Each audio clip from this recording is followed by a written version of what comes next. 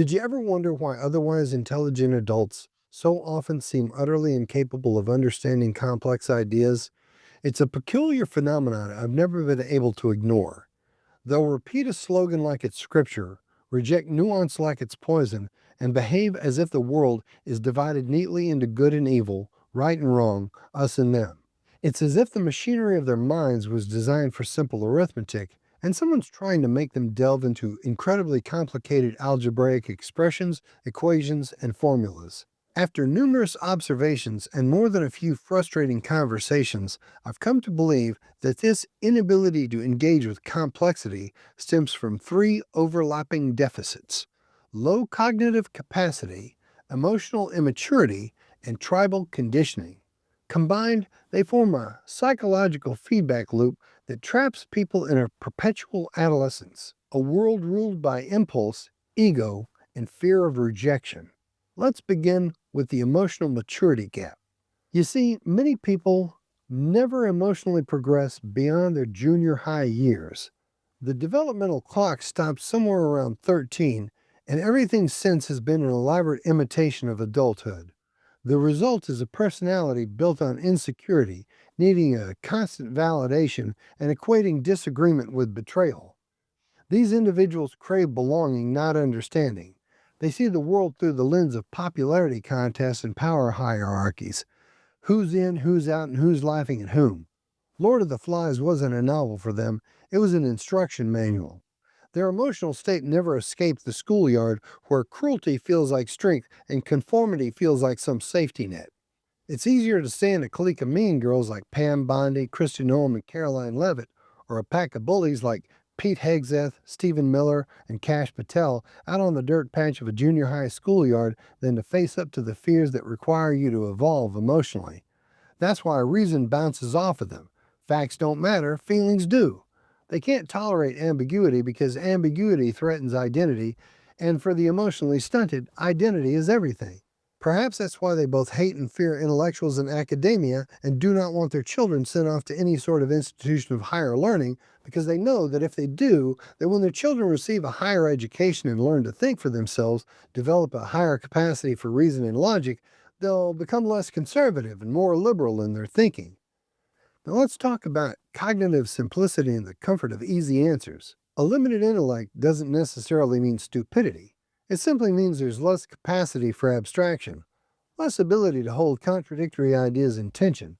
Complexity becomes exhausting, ambiguity feels like quicksand, so they crave clarity at any cost, even if it means distorting reality. These are the people who will fall for conspiracy theories, not because they're malicious, but because simple stories make a chaotic world feel manageable.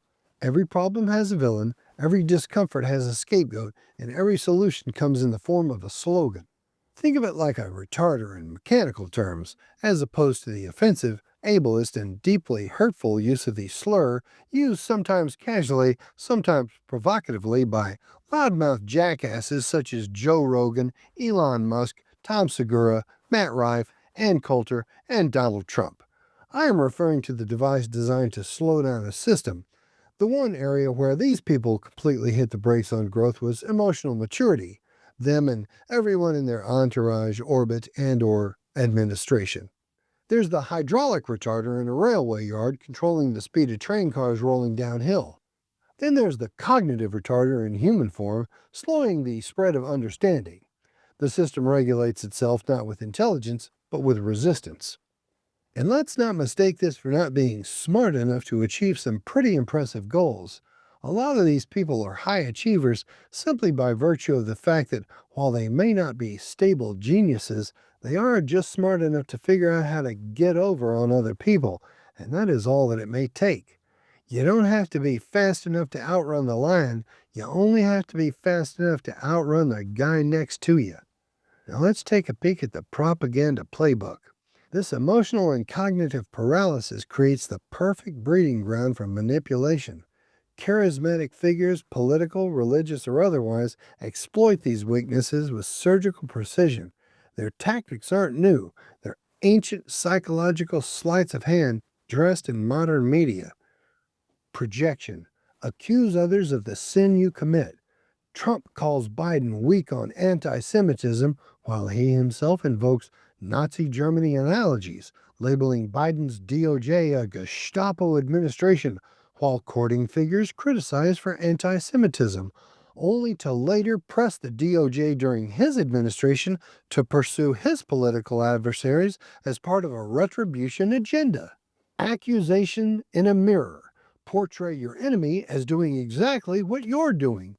Grown-ups who operate in a state of arrested development, like Ted Cruz, Stephen Miller, Chrissy Noem, Pan Bondi, Kash Patel, and Caroline Levitt, accusing the left of using dehumanizing, demonizing rhetoric against political opponents when they have a long and well-documented history of using terms such as America hating, animals, attacking, authoritarian, corrupt, criminal, defamatory, depraved, despicable, disgusting, existential evil, extreme, extremist, faithless, fascist, feminazis, Führer, God hating, godless, Gestapo administration, Goebbels, hateful, horrible, hypocrites, Hitler, Holocaust, indecent, irredeemable, jackbooted, lacking fundamental decency,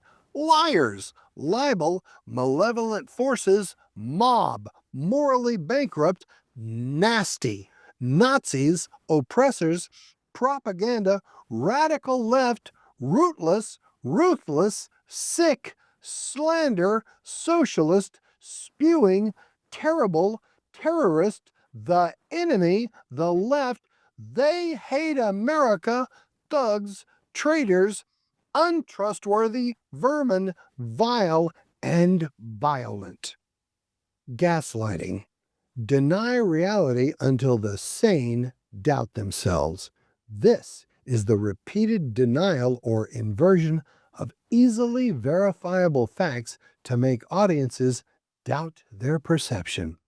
Probably the best example has to do with claims about the inauguration crowd size of 2017, where the term alternative facts was coined by Kellyanne Conway to defend White House Press Secretary Sean Spicer, falsely stating that the inauguration was the largest audience to ever witness an inauguration, though photo and transit data contradicted this, which was fact-checked and proven false by numerous sources, including the Washington Post. And despite Spicer's claims, photographic and transit data showed the crowd was smaller than at previous inaugurations.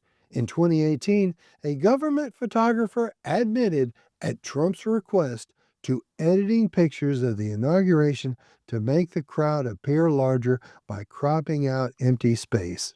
The Washington Post, like other news organizations, fact-checked these claims, confirming that, based on photographic and rapid transit ridership data, the turnout for Trump's inauguration was smaller than for Barack Obama's in 2009. Whataboutism. Deflect accountability through distraction. Routine use against critiques and reliance on the tactic in interviews and disputes. Deflecting criticism by pivoting to, but what about X? It's a red herring move. Particularly of note was Trump's "What about Washington and Jefferson" in the Charlottesville aftermath, where NPR and WAMU flagged the move explicitly as whataboutism.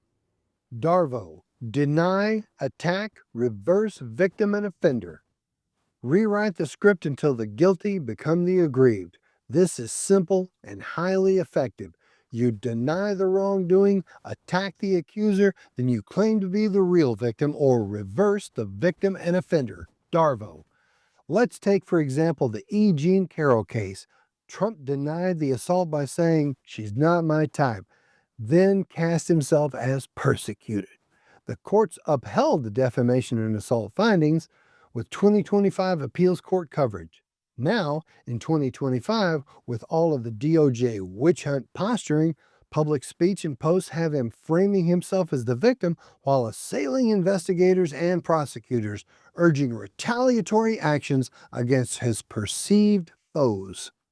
Joseph Goebbels mastered it, Roy Cohn refined it, and Donald Trump industrialized it. The formula remains identical across decades. Attack, deny, accuse, repeat. Attack, deny, accuse, repeat. Attack, deny, accuse, repeat. Attack, deny, accuse, repeat. Attack, deny, accuse, repeat. Attack, deny, accuse, repeat. The lie becomes the truth through sheer repetition. Propaganda isn't about persuading, it's about exhausting the opposition until they stop resisting. Now, let's talk about radicalization as emotional regression. The emotionally stunted crave belonging. The cognitively limited crave certainty. Together, they become easy prey for ideology. The tribe becomes their surrogate parent, the leader, their cool older brother, whispering validation into their insecurity. Extremism offers something irresistible, the illusion of power through outrage. It replaces complexity with clarity. It transforms confusion into community, and it rewards obedience over thought. Every chant, every meme, every outrage cycle reinforces the same developmental regression, a return to the junior high playground, this time with guns and hashtags. And then comes the cognitive dissonance collapse. There's a moment in certain arguments, and I've experienced it firsthand, when the person on the other side realizes they've lost. The facts are irrefutable. The logic is airtight. And instead of conceding, they detonate. What follows isn't reasoning, but verbal chaos. Nonsense questions, circular logic, or childlike repetition. Who is she supposed to drive? Becomes the refuge of a mind imploding under its own contradictions. Psychologists refer to this as cognitive dissonance collapse, the mental short circuit that occurs when a person's self image, I'm good and honest, collides with an undeniable truth. I just got caught lying and stealing. Rather than confront the truth, they destroy the conversation. It's not persuasion they're after, it's escape. This is the chessboard and the pigeon. Trying to debate these individuals is like playing chess with a pigeon. They don't know the rules, they knock over the pieces, defecate on the board, and strut away claiming victory. You can't reason with that. This is the tragic part. They're not evil masterminds. They're frightened adolescents in adult bodies, clinging to the only coping mechanism they ever learned: denial, deflection, and dominance. So, how do you escape this cycle? When you are confronted with this kind of arrested reasoning, the best strategy isn't argument, it's clarity. You name the tactic. That's projection. You state one truth. You lied to me for 2 years and that was wrong. And you disengage. It's like swimming through mud. You can't win. You can only seek to preserve your own sanity. And that's the tragedy of the unexamined mind. The real danger isn't that these people exist, it's that their numbers grow. Entire political movements now thrive on emotional immaturity, cognitive simplicity, and tribal loyalty.